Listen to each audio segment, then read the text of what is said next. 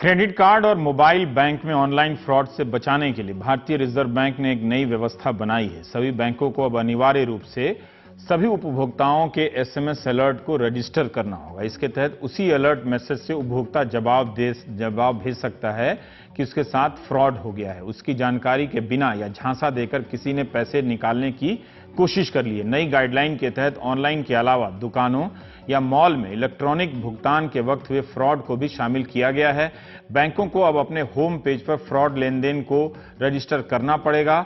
Phone banking, SMS, email या call centre phone करके fraud की रिपोर्टिंग की जा सकती है, होती भी है। इस वक्त फ्रॉड होने की स्थिति में उपभोक्ता पर कोई बोझ नहीं होगा, बशर्ते उसकी तरफ से बैंक की गलती हो और तीसरी पार्टी की गलती हो, उसकी गलती ना हो, उसकी कोई देनदारी नहीं होगी। तब अगर बैंक की लापरवाही से फ्रॉड हुआ है तभी ये उसकी देनदारी नहीं होगी। अगर ऐसी किसी लेन देन में जिसमें बैंक की कोई भूमिका नहीं है, जैसे उसने अपना पासवर्ड किसी को दे दिया हो, तब ये बोझ उपभोक्ता पर आएगा।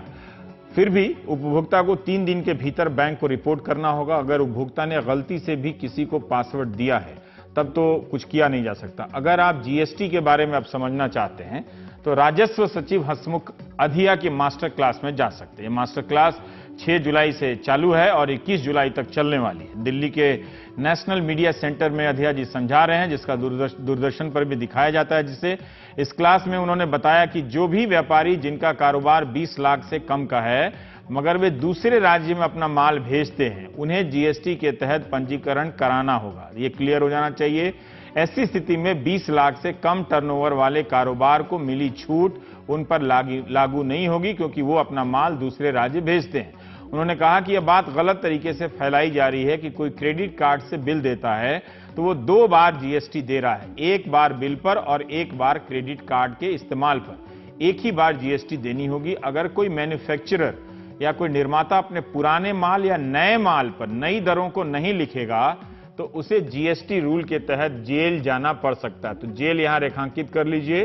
सरकार ने शुक्रवार को एक संशोधन के जरिए सुनिश्चित किया है कि जीएसटी के तहत जो नए दाम हैं वही लेने होंगे, पुराने दाम पर अब कोई सामान नहीं बिक सकता। 1 जनवरी 2018 से मॉल हो, सिनेमाघर हो और हवाई अड्डे में भी सॉफ्ट ड्रिंक, पानी वगैरह अब एक ही दाम पर मिलेंगे। अभी तक अलग अलग दाम, अलग अलग जगहों पर अलग अलग दाम होते थे। 30 जून से पहले के बिल पर जीएसटी लागू नहीं है।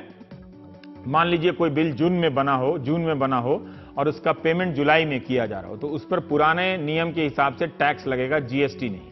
उधर सूरत के कपड़ा व्यापारियों की 2 हफ्ते से हड़ताल चल रही है। सरकार ने अपना इरादा साफ कर दिया है, मगर व्यापारी अड़े हैं कि कपड़ा के व्यापार के कई चरणों पर जीएसटी लगा देने से कारोबार का ढांचा चरमरा रहा है। 2 हफ्ते की हड़ताल के बाद व्यापारियों को लाठीचार्ज के अलावा कुछ हासिल नहीं हुआ। व्यापारी दावा कर रहे हैं कि हम ही लोग हैं जो हड़ताल कर रहे हैं, पर बीजेपी के सांसद सीआर पाटिल कहते हैं कि ये टेक्सटाइल से जुड़े लोगों की हड़ताल नहीं है। पार्किंग के कॉन्ट्रैक्ट वाले हैं, प्रिंट वाले हैं, पोस्टर वाले इस हड़ताल को चला रहे हैं। गजब है ये भी। उनकी इस बात से बात समझ नहीं आई कि पार्किंग वाले जीएसटी को लेकर कपड़ा व्यापारियों के बदले क्यों हड़ताल करेंगे। क्या कोई दूसरा समुदाय भी, तबका भी दूसरे समुदाय के बदले हड़ताल करता है? मतलब कॉन्ट्रैक्ट पर हड़ताल कर सकते हैं क्या आप? जीएसटी संघर्ष समिति के अध्यक्ष जयलाल ने राजीव पाठक को बताया कि कुल 90,000 लोग हड़ताल में शामिल हैं। हर दिन सूरत के कपड़ा व्यापार का टर्नओवर 400 करोड़ का है। इस लिहाज से 10 दिन में 4,000 करोड़ का नुकसान हुआ। यहाँ 65,000 कपड़ा व्यापारी हैं, 25,000 एजेंट हैं। इनकी चपेट में इन सबके साथ काम करने वाले मजदूर वर्ग भी आ गए। हड़ताल के कारण उन्हें कई दिनों तक बिना काम के ही रहना पड़ रहा है।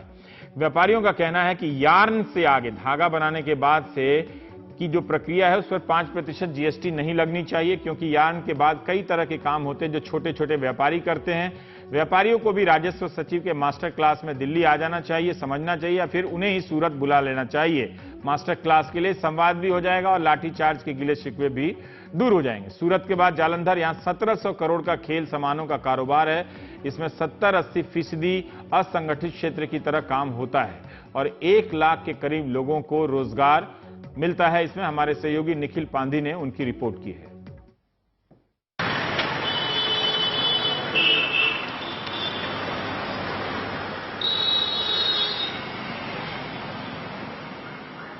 खेल का सामान बनाने से जुड़े ये कारोबारी जीएसटी से परेशान हैं।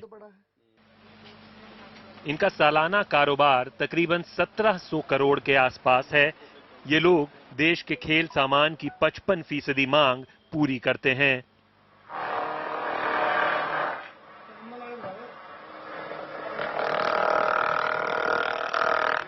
इनमें से तकरीबन 70 से 80% असंगठित क्षेत्र से जुड़े हैं। इनकी तादाद 1 लाख के आसपास है। तो इनके लिए क्या मायने हैं जीएसटी के?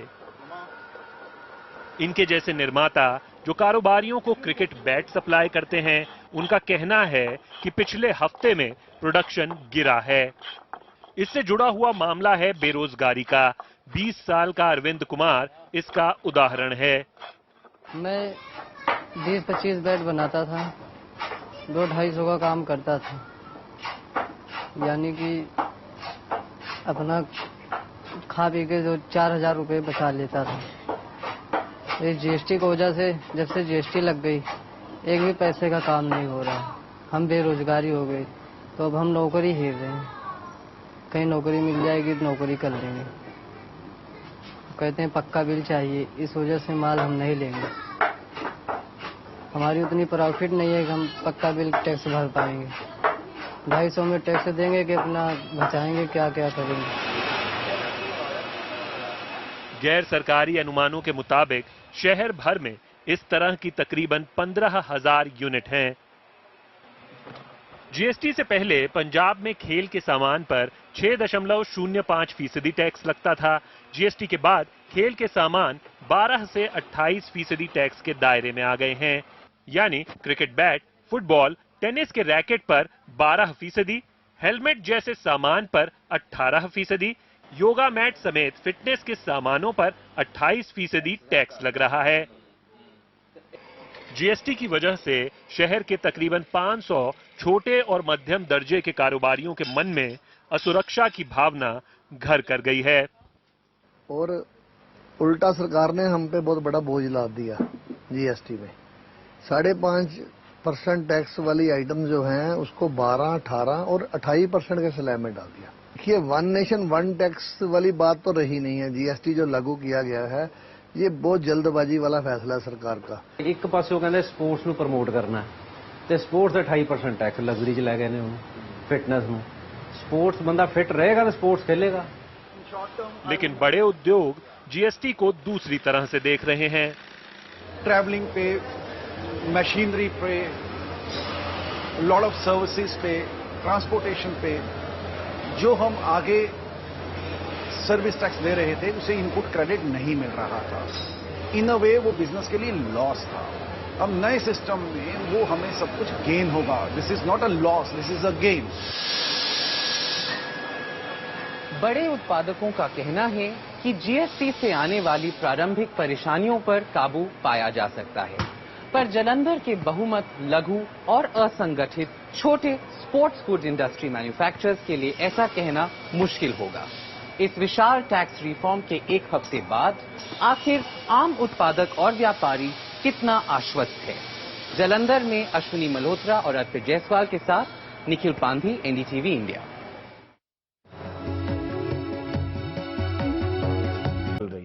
सरकार ने अपना इरादा साफ कर दिया है, मगर व्यापारी अड़े हैं कि कपड़ा के व्यापार के कई चरणों पर जीएसटी लगा देने से कारोबार का ढांचा चरमरा रहा है। 2 हफ्ते की हड़ताल के बाद व्यापारियों को लाठीचार्ज के अलावा कुछ हासिल नहीं हुआ।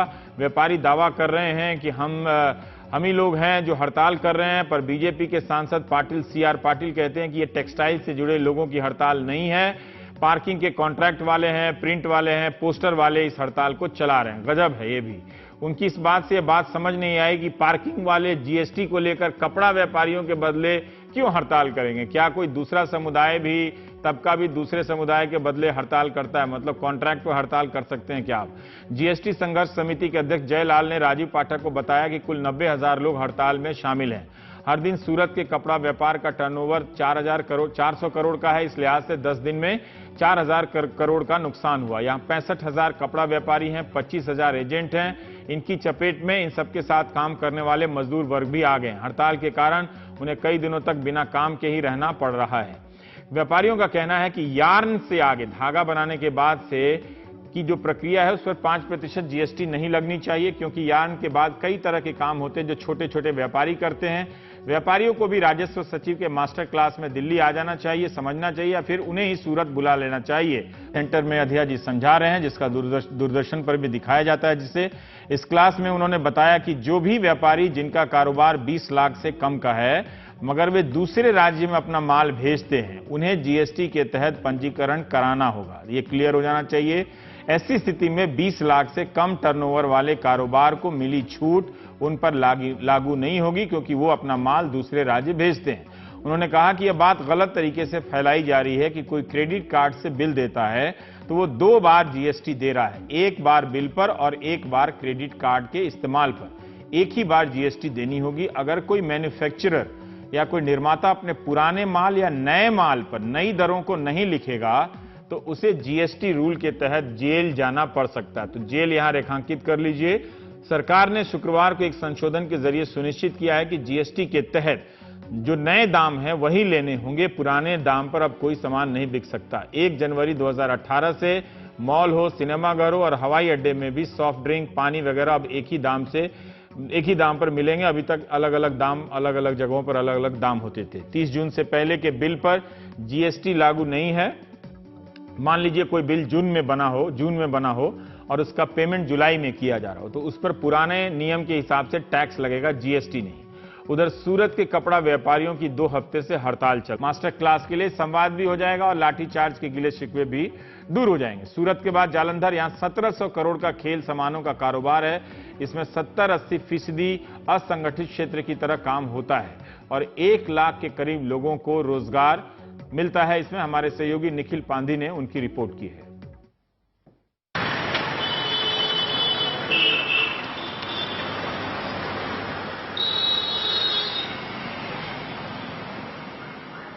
खेल का सामान बनाने से जुड़े ये कारोबारी जीएसटी से परेशान हैं। इनका सालाना कारोबार तकरीबन 1700 करोड़ के आसपास है। ये लोग देश के खेल सामान की 55% मांग पूरी करते हैं।